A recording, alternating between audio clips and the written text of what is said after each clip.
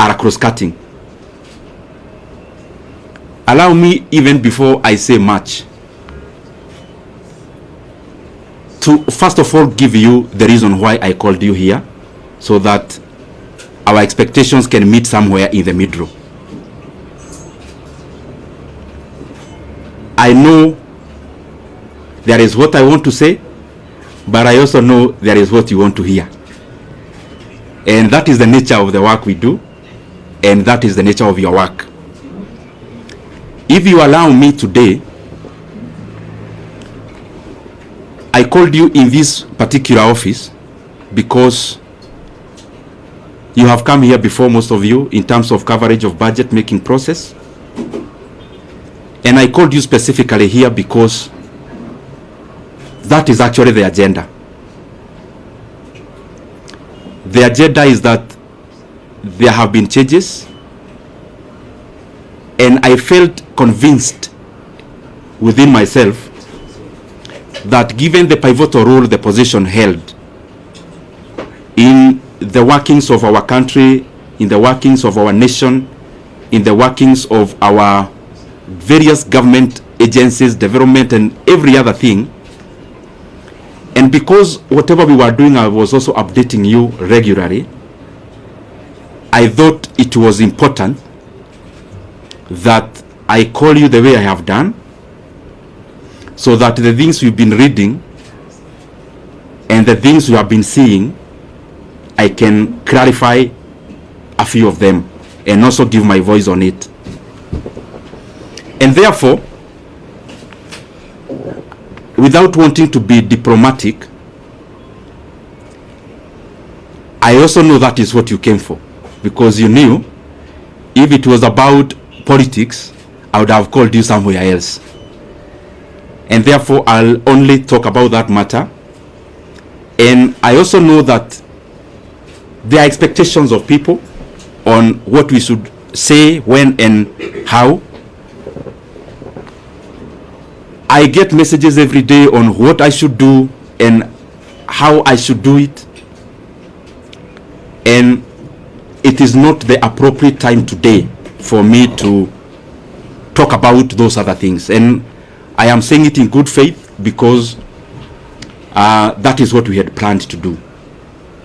And I have only clarified because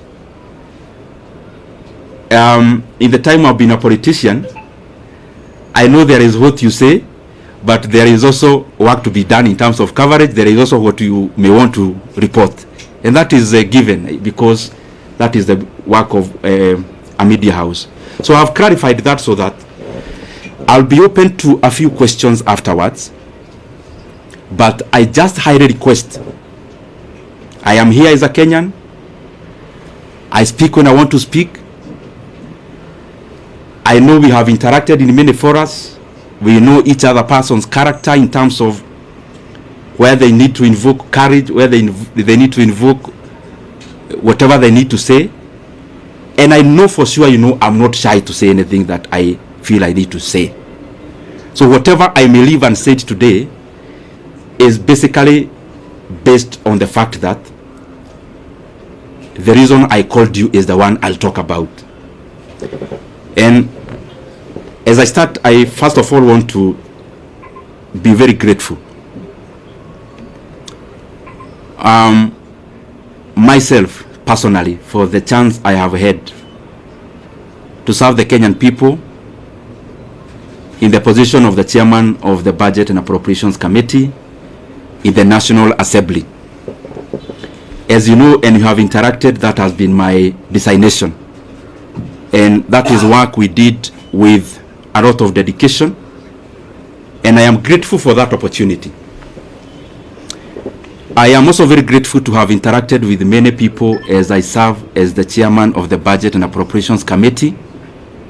Of course, working with the Honorable Mary Amase, who was the vice chairperson, and all the other members, all the other 25 members, incorporating myself and the vice chair who make us 27.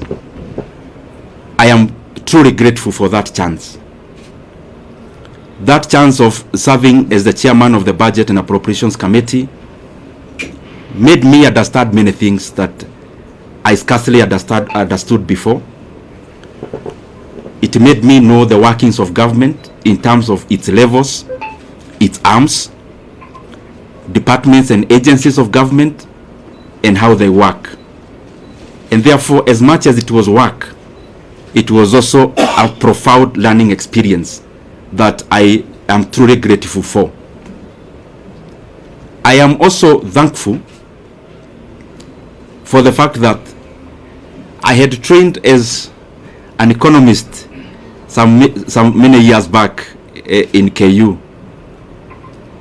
And when I got the chance to serve as the chairman of the Budget and Appropriations Committee, I had the first-hand learning of how macroeconomic parameters relate with each other.